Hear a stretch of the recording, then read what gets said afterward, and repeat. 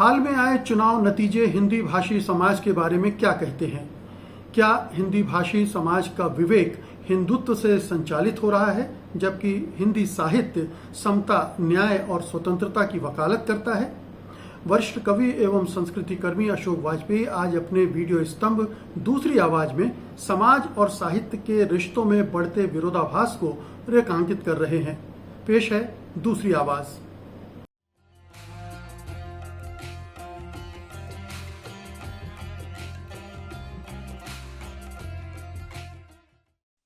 नमस्कार। दूसरी आवाज में हाल ही में उत्तराखंड और उत्तर प्रदेश में जो विधानसभा के चुनाव हुए हैं, उनके जो नतीजे आए हैं, उनके कुछ भाषा और साहित्य के संदर्भ में पहलुओं पर विचार करने की जरूरत है। पहली बात तो ये है कि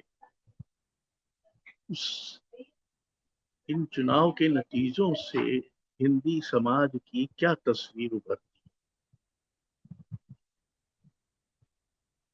कि इसका एक बहुत बड़ा प्रभावशाली निर्णायक हिस्सा अब धर्म और जाति से संचालित है। उसकी राजनैतिक निर्णयशीलता भी धर्म और जाति से प्रभावित हो रही है। ये भी आंकड़े आए हैं कि जिन लोगों ने वोट दिया, उनमें से ब्राह्मणों, क्षत्रियों और वैश्यों के 80% से ज्यादा लोगों ने हिंदुत्व के पक्ष में वोट दिया। यानी क्या इसका अर्थ ये नहीं है कि इस बड़े सामाजिक हिस्से को बेरोजगारी, गरीबी, घृणा, भेदभाव, हिंसा, हत्या, बलात्कार की मानसिकता, जाति विद्वेष, सांप्रदायिकता आदि बढ़ने की कोई चिंता नहीं, और उसने समझबूझकर धर्म और जातिवादी समीकरणों के पक्ष में अपना मत दिया। क्या इस परिस्थिति से हिंदी भाषा और हिंदी साहित्य अब प्रभावित रह सकता है?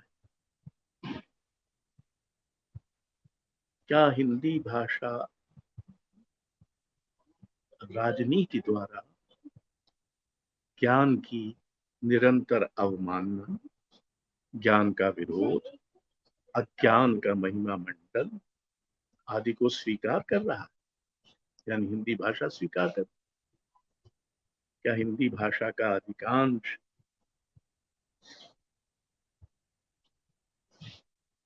जो साहित्य रहा है और जो पिछले 70-75 बल्कि 100 वर्षों से स्वतंत्रता, समता और न्याय के पक्ष में संघर्षरत साहित्य रहा है, क्या ये मूल्य हिंदी समाज के एक बहुत बड़े हिस्से को अब अमान्य है?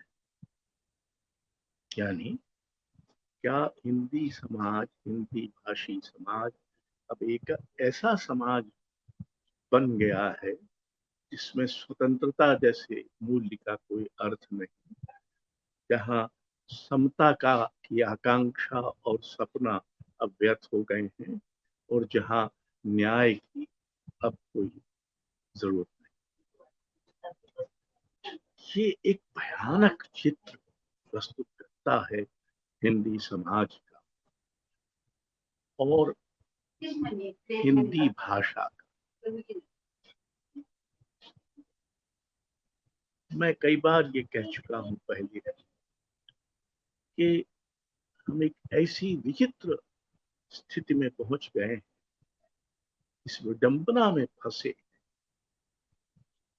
कि इस समय हिंदी साहित्य हिंदी समाज का प्रतिनिधित्व नहीं करता,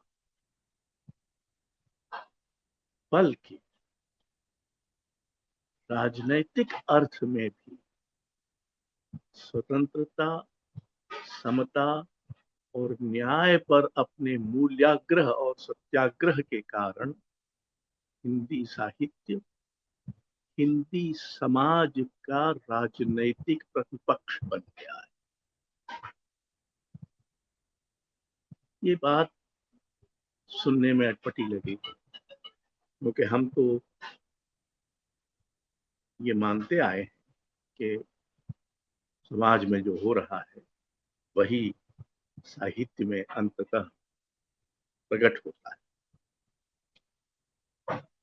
आमतौर पर ये सही भी है, लेकिन हम इसकी अनदेखी नहीं कर सकते। कई ऐसे परिवर्तन होते हैं, कई ऐसी मूल्य दृष्टियां होती हैं जो साहित्य में तो विकसित होते हैं, भले समाज में उनकी कोई खास जगह नहीं बन पाती। ये सवाल सोचने का है कि क्या हम हिंदी भाषी समाज में एक ऐसे मुकाम पर पहुंच गए जहां अब हमें साहित्य में फिर भी चरितार्थ हो रहे, फिर भी जैसे तैसे रक्षित स्वतंत्रता, समता और न्याय के मूल्यों की कोई जरूरत नहीं रही।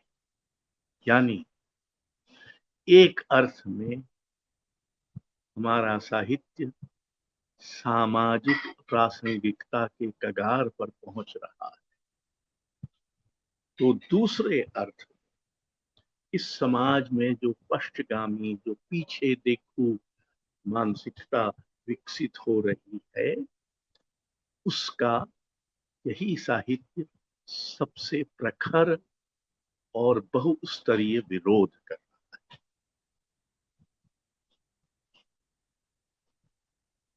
विधानसभा के चुनावों से जो नतीजे आए हैं,